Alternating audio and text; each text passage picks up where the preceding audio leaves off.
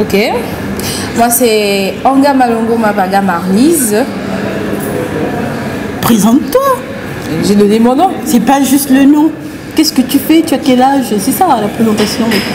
Ok. D'accord. Moi, c'est Anga Malongo Mapaga Marlise, 22 ans, étudiante à l'Institut africain d'informatique, première année ingénieur. Ok, voilà. Moi, je suis Tamara Mtotekema Vissamba, j'ai 24 ans. Je suis fondatrice d'une entreprise agricole et puis voilà.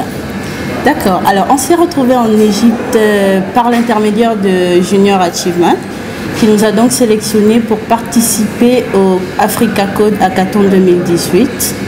Et le Africa Code, c'est en fait un événement qui est organisé par le ministère égyptien de la Jeunesse et des Sports, en partenariat avec le PNUD, l'Organisation internationale de la francophonie et Microsoft.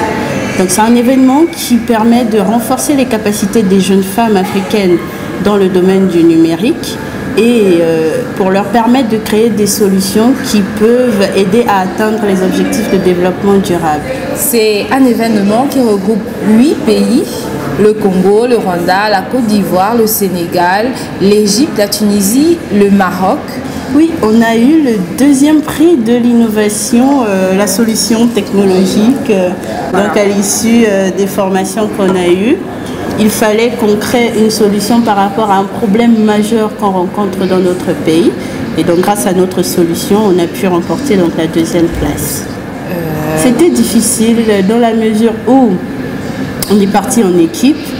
En plus, les emplois du temps étaient très chargés. On commençait à 8h et on terminait tout le temps à 20h, voire 23h. Donc c'est difficile à ce niveau-là, mais aussi parce qu'on est parti dans un pays arabe. Et donc la barrière de la langue aussi était présente, mais heureusement, le ministère des Affaires, le ministère de la Jeunesse et des Sports égyptien a pu trouver des interprètes qui ont su passer outre cette barrière de langue-là. Non. On ne se connaissait pas avant, on s'est connus grâce à cette aventure. Et puis voilà, on a dû former une équipe et pouvoir sortir quelque chose de très intéressant pour le pays et pour l'Afrique aussi. Bon, puisqu'on ne se connaissait pas, on n'a pas pu travailler le projet ici et c'est directement là-bas qu'on a trouvé l'idée et on a su être en symbiose. Oui, alors comment est-ce qu'on a eu l'idée? Donc on n'a pas travaillé l'idée depuis le Gabon, mais on savait plus ou moins dans quel sens il fallait aller. Et arrivé en Égypte, lors des premières formations, il était question en fait de discuter des problèmes que rencontrent nos pays respectifs. Et donc par rapport à ces problèmes-là qu'on a pu identifier, on a voulu solutionner le problème de l'agriculture. Et c'est dans cette mesure qu'on a pu trouver donc l'idée qui nous a permis de remporter le deuxième prix. Le projet s'appelle Wagi. Wagi, c'est une solution technologique de conseil et de suivi de production vivrière. On spécifie production vivrière parce que ce sont les produits qui sont les plus consommés dans nos pays.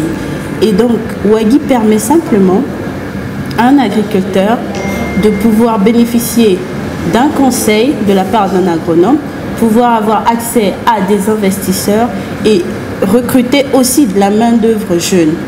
Comment ça fonctionne? Il y a deux modèles. On a des agriculteurs qui ne connaissent pas les nouvelles technologies et qui n'ont donc pas de smartphone. Pour cela, on mettra à disposition un numéro de téléphone simple par lequel ils peuvent envoyer un message dans la langue qu'ils désirent. Ça peut être leur langue maternelle, ça peut être le français. Et un exemple de message, si je suis un producteur de patates par exemple, je peux envoyer un message du genre « ma patate pourrit avant maturation ».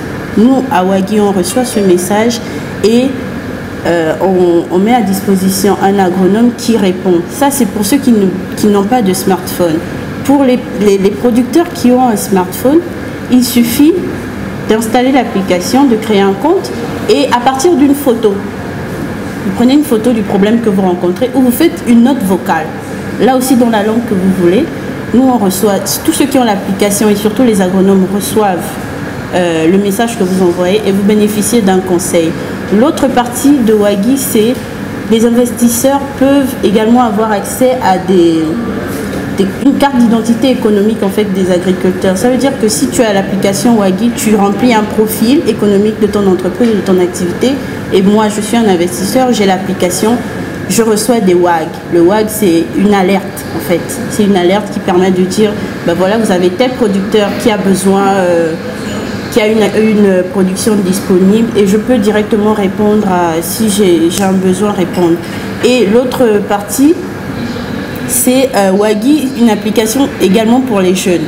Ça veut dire que vous êtes un jeune, vous pouvez avoir Wagi et vous avez un producteur qui dit j'ai de la production disponible mais je ne sais pas comment commercialiser. Si moi j'ai fait des études en commerce, marketing et vente, j'ai Wagi dans mon téléphone, je reçois également le WAG, donc l'alerte qui me permet d'accéder à l'offre et de pouvoir soumissionner. Ok.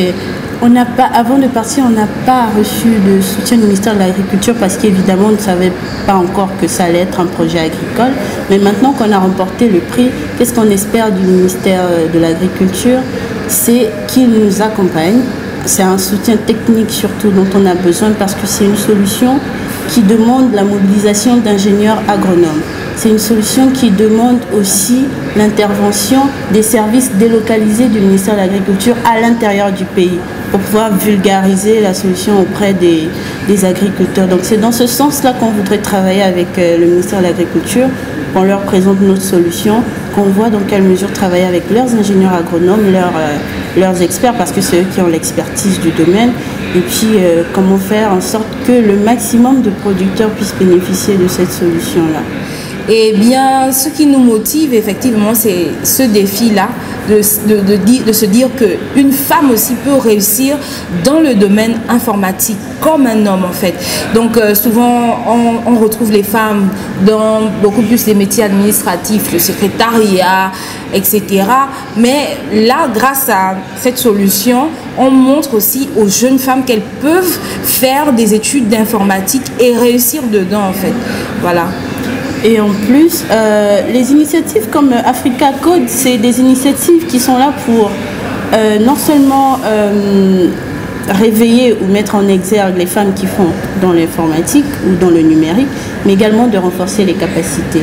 Aujourd'hui, au Gabon, il n'y en a pas beaucoup qui font dans ce domaine-là, mais ce qu'il faudrait aujourd'hui dire, c'est comment est-ce qu'on peut attirer le maximum de femmes dans le domaine du numérique. Et les initiatives comme l'Africa Code, je pense que c'est un exemple qu'on peut organiser sur le plan national pour pouvoir former, renforcer les capacités des femmes qui sont déjà dans le numérique pour qu'on ait de plus en plus de femmes dans ce secteur, pouvoir créer un réseau et pourquoi pas avoir le maximum des jeunes filles qui développent des solutions technologiques. Parce qu'aujourd'hui, la technologie brise beaucoup de barrières et donc ce serait bien que de plus en plus de solutions soient créées dans ce sens-là.